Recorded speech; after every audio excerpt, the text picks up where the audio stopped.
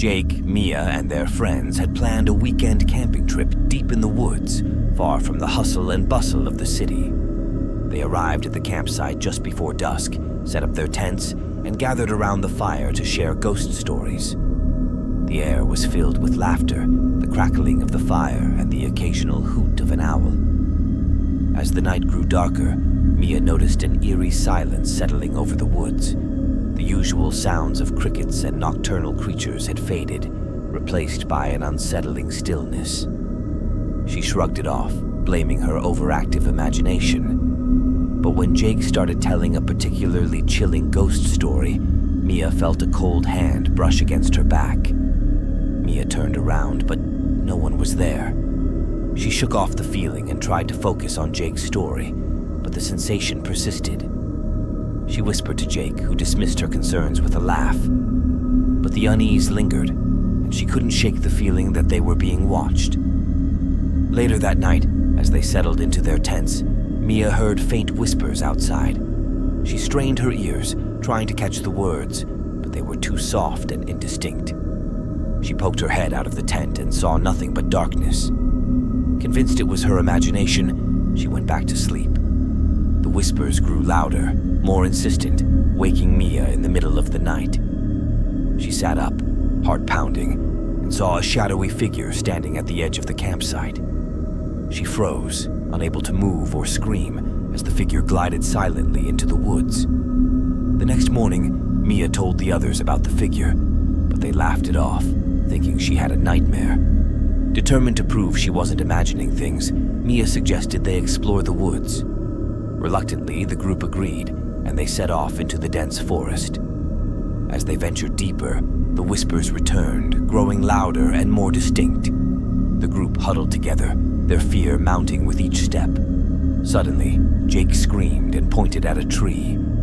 Carved into the bark were the words, "Leave now or you will never leave." Panic set in as they tried to retrace their steps, but the woods seemed to shift around them, leading them deeper instead of back to camp. The whispers grew deafening, filling their minds with terror. Each turn brought them face to face with ghostly apparitions, their hollow eyes staring into their souls. Hours turned into an eternity as they wandered aimlessly, their hope dwindling. Just when they thought they were lost forever, they stumbled upon an old, abandoned cabin. Desperate for shelter, they rushed inside, slamming the door behind them. The cabin was dark and musty, filled with cobwebs and decaying furniture.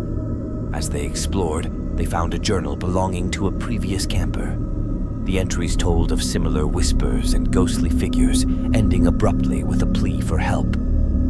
A sudden crash startled them, and they turned to see the door slowly creaking open. Standing in the doorway was the shadowy figure, now fully visible. Its eyes glowed with malevolence as it glided towards them. They backed away in terror, realizing there was no escape. The whispers reached a crescendo, filling the cabin with an unbearable cacophony. The figure stretched out its hand, and one by one they felt an icy grip around their throats. Darkness enveloped them, and the last thing they heard was the chilling whisper, "You should have left when you had the chance."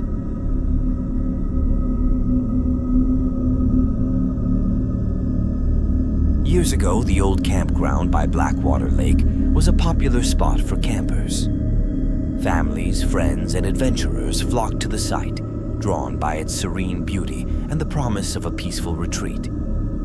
But one summer, a group of campers disappeared without a trace, and the campground was abandoned, left to decay. Eager for a thrill, a group of college friends decided to visit the infamous campground. They arrived at dusk, the eerie silence immediately unsettling. The air was thick with an oppressive stillness, and the lake, once crystal clear, was now dark and foreboding. As they set up camp, they exchanged nervous glances, each trying to mask their growing unease. After dinner, they sat around the fire telling ghost stories and trying to laugh off their fears. But as the night wore on, strange things began to happen. Sarah was the first to notice. She felt a cold breeze brush past her, despite the stillness of the night. She shivered, pulling her jacket tighter, but the chill persisted. Then she heard it, a faint, mournful cry coming from the direction of the lake. Curiosity got the better of her, and she wandered towards the sound. The others called after her, but she waved them off, determined to prove it was just her imagination. As she approached the lake, the cry grew louder, more desperate. Standing at the water's edge, she saw a figure in the distance. It was a young woman, her clothes soaked and torn, her eyes filled with sorrow.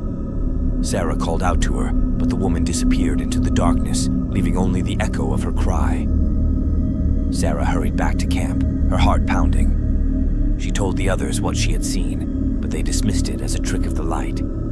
They decided to stick together for the rest of the night, huddling around the fire for warmth and comfort. As the night deepened, strange sounds filled the air. The cries from the lake grew louder, mingling with the rustling of leaves and the snapping of twigs. Shadows danced around the campsite, flickering in the firelight, creating an atmosphere of palpable dread.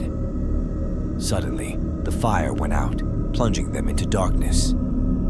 Panic set in as they scrambled to relight it, but the matches wouldn't catch. The darkness seemed to close in around them, and they could hear footsteps circling the campsite. A blood-curdling scream shattered the silence, and they turned to see one of their friends being dragged into the woods by an unseen force.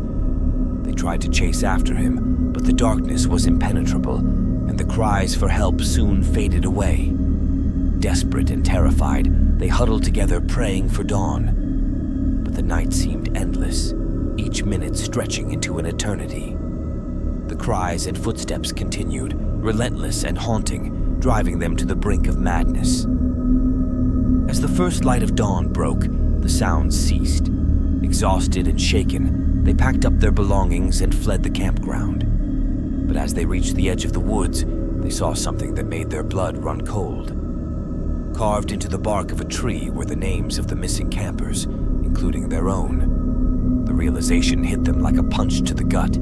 They had been marked, cursed to join the lost souls of Blackwater Lake. They never spoke of that night again, each trying to forget the horror they had experienced. But the memory lingered, haunting their dreams and casting a shadow over their lives. And whenever they heard a faint, mournful cry in the night, they knew the curse of Blackwater Lake would never truly let them go.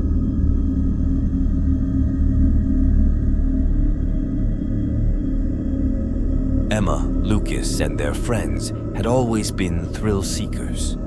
So when they heard about the haunted hiking trail in the remote mountains, they couldn't resist the challenge. The trail was notorious for its eerie atmosphere and the legends of ghostly apparitions that plagued those who dared to venture there. They arrived at the trailhead in the early afternoon, eager to reach the old campsite before nightfall. The path was overgrown and treacherous, but they pressed on, laughing and joking to mask their unease. As they climbed higher, the air grew colder, and an unnatural silence settled over the forest. As dusk approached, they found the campsite, a clearing surrounded by towering trees. They set up their tents and gathered wood for a fire, trying to shake off the feeling of being watched. The sun dipped below the horizon, casting long shadows that seemed to move on their own. After dinner, they sat around the fire, sharing stories of previous adventures. But their laughter was cut short when Lucas pointed to a figure standing at the edge of the clearing. It was a woman, dressed in old-fashioned clothes, her face obscured by shadow. They called out to her, but she didn't respond. Instead, she glided silently into the woods, disappearing from sight. An uneasy silence fell over the group, and they decided to keep the fire burning all night. As the night wore on, strange sounds filled the air. The wind howled through the trees, carrying with it whispers that seemed to come from all directions. Shadows flickered in the firelight, taking on sinister shapes that played tricks on their minds. Emma was the first to hear it, a soft, melodic humming that sent chills down her spine. She tried to ignore it, but the sound grew louder, more insistent. She looked around, but none of her friends seemed to hear it. Unable to bear it any longer, she stood up and walked towards the sound. The humming led her to a small clearing where she saw the same woman from before. This time, the woman's face was visible, and it was twisted in a grotesque mask of anguish.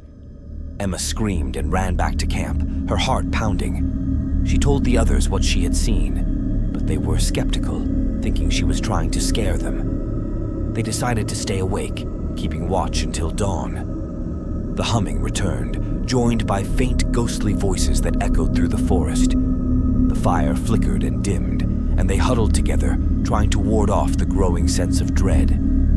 Then, one by one, the figures appeared. Ghostly apparitions surrounded the campsite, their faces twisted in sorrow and pain. They reached out with skeletal hands, their hollow eyes pleading for help.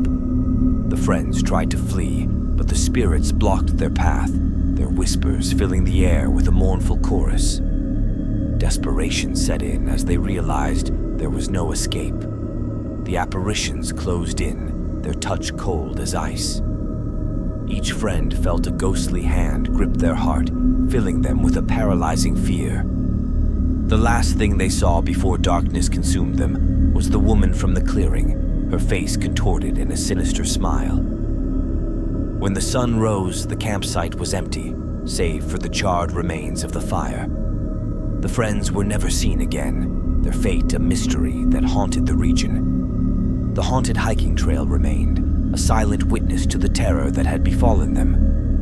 And to this day, hikers who dare to venture there at night speak of ghostly figures and mournful whispers that fill the air. The legend of the haunted hike lives on, a chilling reminder of the friends who disappeared, their souls forever trapped in the mountains.